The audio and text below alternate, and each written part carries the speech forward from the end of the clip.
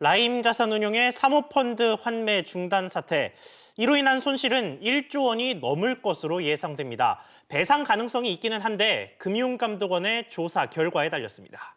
금감원과 별개로 투자자와 라임금융 사이 그리고 증권사들 간의 법적 분쟁도 가열되고 있습니다. 복잡한 다툼이 예상되는데 오늘 이슈 분석에서는 매일 급변하는 라임 사태 자세히 짚어보겠습니다. 정도진 중앙대 교수 나왔습니다. 교수님 안녕하세요. 안녕하세요. 네, 안녕하십니까. 네. 먼저 라임이 최근 펀드의 가격을 조정했다라고 네. 하더라고요. 그래서 그 가격을 조정하면서 회수 가능성이 있다라고도 라임 측에서 이제 언급이 좀 나왔는데 네. 펀드의 가격 조정이라는 게 어떤 의미가 있는 거고 또 라임이 이야기한 이 회수 가능성이 현실 가능성이 좀 있는 건지 좀 판단을 좀 부탁드리겠습니다. 네, 펀드의 가격이라는 게 소위 말하면은 기준 가격이라고 우리가 얘기를 하는데요. 예. 얼마 전에 이제 사묘회계법인이 라임이 투자한 펀드에 대한 평가를 하면서 손실률을 발표를 했고요. 거기에 따라서 이제 기준 가격 조정치가 발표가 됐습니다. 예. 그 일반 투자자분들한테는 조금 낯서실 수도 있을 텐데요. 이 펀드의 기준 가격이라는 게 쉽게 말하면 주식의 주가와 동일합니다. 네. 주가가 매일 변하죠.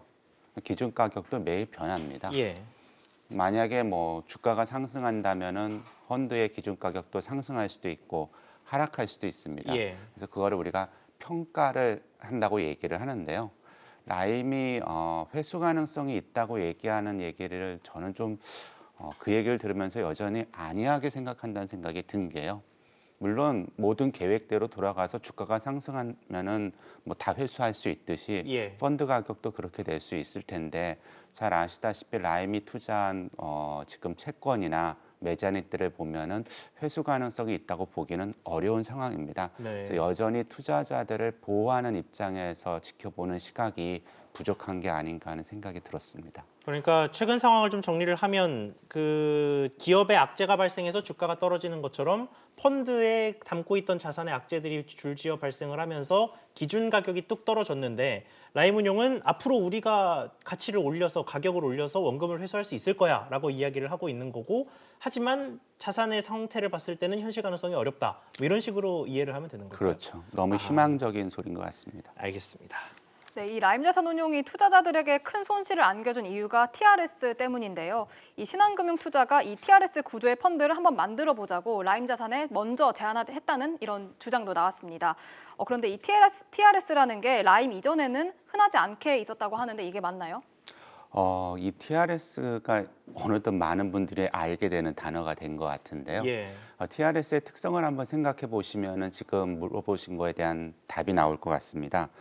지금 14일 라임이 스스로 발표한 자료를 보면은 말씀하신 것처럼 TRS를 사용한 경우 자펀드의 손실률이 최대 48%, 그리고 TRS를 사용하지 않은 경우가 최대 48%고요. 예. TRS를 사용한 경우에는 세계 자펀드에서는 전액 손실이 일어나고 심지어 최대 97%까지 손실을 보고 있는 것 스스로 밝혔습니다. 예. 이 TRS 구조를 한번 보시면은 예를 들어서 제가 1,000원을 갖고 투자를 했는데 100원이라는 이득을 거뒀다면은 수익률이 10%가 되겠죠. 그렇죠. 근데 제가 욕심을 내서 1,000원을 우리 이제 두 분한테 빌려 갖고 2,000원을 투자를 했습니다. 수익률이 똑같이 10%면 200원을 벌었겠죠. 그렇죠. 그러면 1,000원을 투자한 제 입장에서 1,000원 빌려서 2,000원 투자를 했지만 제 돈은 1,000원만 들어갔으니까 예. 결국 1,000원을 빌려옴으로 인해서 20%로 수익률이 2배가 됩니다. 이렇게 잘 될 땐 좋은데요. 예. 제가 생각한 거와 반대로 수익률이 떨어질 경우에는 동일합니다. 제가 1,000원 투자할 때보다 2배의 손실이 일어나게 되는 거죠. 그걸 우리는 레버리지 효과라고 얘기해서 마치 지렛대가 왔다 갔다 하는 효과가 일어나고 있습니다. 그러면은 빌려준 분들 입장에서는 나중에 그 돈을 돌려받아야 되는데 예. 개인한테 이렇게 위험한 돈을 빌려줄 수 있을까요?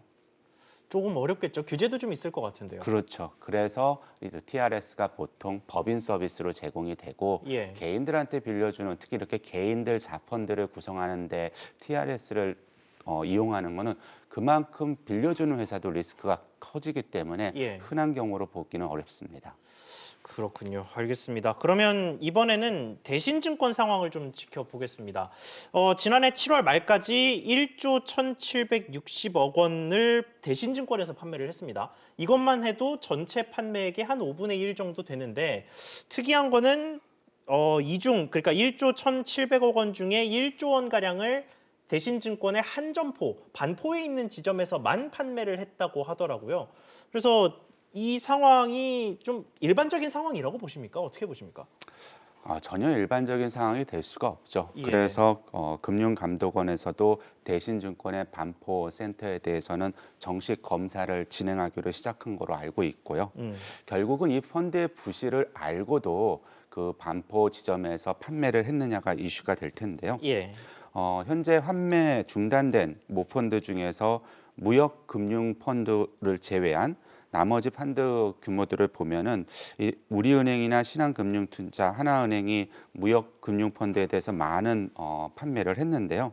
특히 이 지난해 금융감독원의 자산운용 검사국에서 검사를 하면서 라임자산운용과 신한금융투자가 무역금융펀드에서 부실이 발생한 사실을 확인하고 이를 은폐했다 그래서 검찰에 통보가 있습니다. 예. 그래서 투자자분들께서는 금감원의 라임자산운용하고 신한금융투자를 상대로 첫 조사 결과가 나오는 것에 주목해 보실 필요가 있고요. 투자자 피해 규제를 위해서 어떤 사기나 착오에 의한 계약 취소가 가능한지도 관심의 대상이 될 것 같습니다. 네, 특히 당시 이 센터장은 부정회계가 없었다 이렇게 주장을 하고 있는데요. 이 라인펀드 사태에 대해서 이 센터장 개인의 책임은 없다고 볼 수 있나요? 센터장 개인의 책임 여부를 떠나서 과연 그 대신증권에서 어떤 식으로 내부 통제를 했는지가 문제가 될 거고 예. 문제가 더 중요할 것 같고요. 앞서서 말씀드린 것처럼 이 TRS 자체의 문제는 수익이 날 때는 좋지만 수익이 안 날 때는 레버리지 효과 때문에 엄청난 2배 이상의 손실을 보게 되는데요. 예. 그 반포센터의 그 센터장이 이러한 위험의 요지를 얼마나 정확히 투자자들한테 공지했는지가 중요한 이슈가 될 것 같습니다. 만약 그러한 설명이 부족하거나 또는 불완전했다면 앞으로 대신증권에 누가 돈을 맡기겠습니까? 예. 더 나아가서 이게 대신증권 한 군데의 문제가 아니라 증권사 전체에 대한 불신이 올 수 있고요.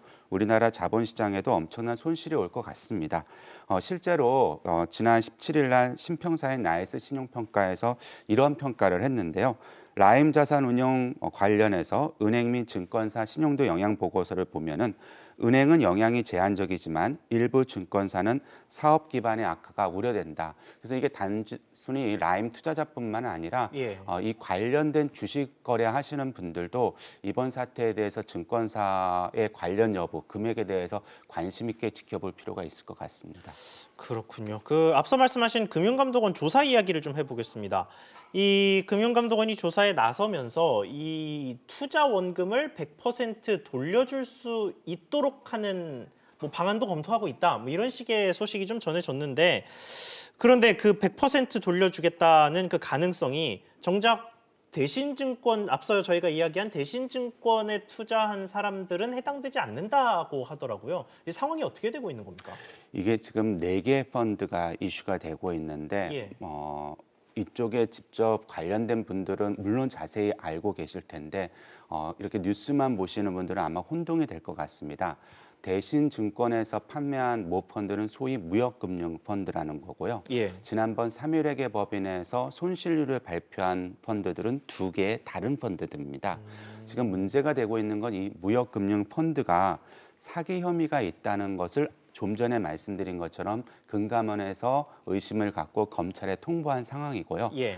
제가 알고 있기로는 금융감독원은 나름대로 상당한 증거를 갖고 있는 것으로 알고 있습니다. 그래서 만약에 이 펀드 자체가 무역금융 펀드 자체가 불안전한 판매를 넘어서 사기 혐의가 있다면 계약 자체가 문제가 되니까 전액 환수, 그러니까 전액 고객들한테 돌려줄 수가 있는데요. 예. 3.1회계 법인에서 지난번에 발표한 손실률 2개 펀드에 대해서는 아직 그 사기 혐의 여부에 대한 논란이 확실히 진도가 나가고 있지 않습니다. 예. 대신증권은 이 두 펀드에 대한 상품을 많이 판매한 곳이고요. 따라서 아쉽게도 또 안타깝게도 대신증권의 센터에서 상품을 구매한 고객들 입장에서는 100% 다시 회수할 수 있는 여지에 대해서는 앞으로 상당 기간의 소송 문제에서 결국은 해결이 날 것 같습니다. 네, 그 문제의 TRS 계약을 좀 더 짚어보겠습니다. 이 돈을 빌려준 증권사들이 개인 투자자보다 먼저 자금 회수 권한을 갖고 있는 게 이 TRS 계약인데요. 이 대신증권의 경우에는 가압류 조치를 검토한다고 합니다. 이렇게 되면 좀 어떻게 흘러가나요? 대신증권 입장에서 TRS에 가압류를 하는 것은 TRS를 지금 제공한 3개의 금융사가 있는데요. 신한금융투자, 그다음에 KB증권, 한국투자증권입니다. 예. 지난번 저희 모닝벨에서도 말씀드렸듯이 이 3개의 TRS 증권사들이 자금 회수 6,700억으로 알려져 있는데요. 예. 이거를 회수해 가면은 대신증권의 고객들한테 돌려줄 돈이 없게 됩니다. 그렇겠죠. 오늘 아침 방송 때문에 제가 대략 그냥 단순 계산을 해봤더니 왜 반토막 말씀을 하시냐면은 개인 투자자들이 만약에 이런 TRS를 회수당하고 난다면 평균 59% 정도의 손실을 보게 됩니다. 그런데 만약에 TRS를 회수 안 해간다고 가정을 하면 예. 아주 단순 산술 평균했을 때 그 절반 수준인 20에서 24%의 손실이 일어나게 됩니다. 그래서 대신증권 입장에서는 일단 이 돈을 못 가져가게 묶어놓을 의미가 있으니까 좀 전에 말씀하신 것처럼 그런 가압류 가처분 조치를 취한 것 같습니다. 그러면 그 돈을 회수 못하게 되는 증권사들이 가만히 있을까요? 거기서 이제 배임 문제가 생기게 되는 거죠. 예. 증권사들 입장에서도 주주들이 있지 않습니까? 아까도 제가 잠깐 말씀드렸듯이 이게 주식시장에 특히 증권사의 주식 가격에도 상당한 영향을 미칠 텐데요. 만약에 이 증권사들이 자기네들이 가져갈 수 있는 6,700원을 회수를 안 해가거나 예. 또는 못 해간다면은 당연히 기존 주주들의 부를 훼손하게 되는 것이고요. 그거는 우리가 배임이라고 얘기해서 상당한 배임 혐의로 또 새로운 문제가 일어날 수 있습니다. 그렇군요. 그래서 금융감독원이 이 문제에 대해서 뭐 중재를 나섰다라고 하거든요. 뭐 지연 이자를 깎아준다거나 뭐 이런 식의 방식을 검토하고 있다고 하는데, 그런데 이 금감원이 나선다고 해도 증권사들이 이 순순히 물러날 수 있을지가 궁금합니다. 좀 전에 말씀드린 것처럼 이거는 개인의 배임죄와 관련된 거기 때문에 예. 금융감독원에서 권고는 할 수 있지만 강요할 수가 없고요. 서로 강요를 당한다 하더라도 증권사 입장에서 배임죄를 자기들이 지면서까지 돈을 TRS를 회수 안 해가기는 어려울 것 같다는 생각이 듭니다. 그 지연 이자와 관련돼서 한 가지 말씀을 드리면 결국은 이제 조율하는 과정이 이 3사가 지연 이자는 안 물리겠다라는 정도로 지금 얘기가 진행되고 있는 것으로 그러니까 그거는 회수를 안 하는 걸 전제하고 가는 얘기 아닙니까? 맞습니다. 회수를 안 하는데 뭔가 고통 분담을 해야 되는데 지연 이자율이 일반 이자율보다 강하거든요. 한 10% 정도 된 것으로 지금 얘기가 되고 있는데요. 예. 뭐 6,700억의 10%라고 하면 670억 정도 됩니다만은 앞서 말씀드린 것처럼 전체 손실료 금액을 생각해 본다면 670억이 손실률을 얼마나 낮출 수 있을까 계산해 봤더니 역시 단순 산술 평균으로 한 9% 정도 손실을 낮추는 효과밖에 없습니다.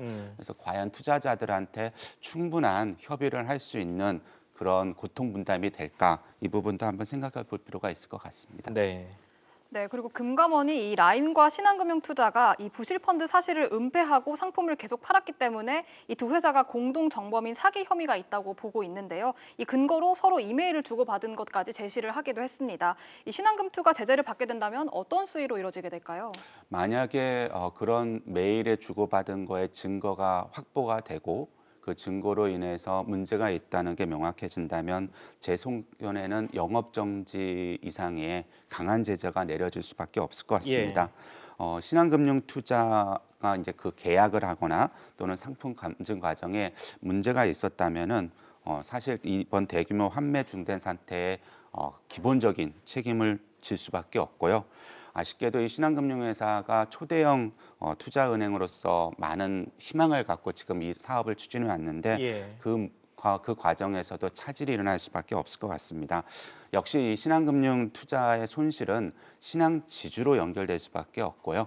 최근에 그 신한지주 주가에서도 악영향을 많이 미치고 있는데요. 오늘 방송을 보시는 많은 분들도 단순히 내가 라임에 투자를 안 했다는 걸 떠나서 내가 지금 주식 투자나 관련된 의사결정에 이런 문제를 좀 관심 갖고 지켜볼 필요가 있을 것 같습니다. 네, 알겠습니다. 오늘 말씀 여기까지 듣겠습니다. 지금까지 정도진 교수님과 이야기 나눠봤습니다. 교수님 오늘 말씀 감사합니다. 고맙습니다. 감사합니다.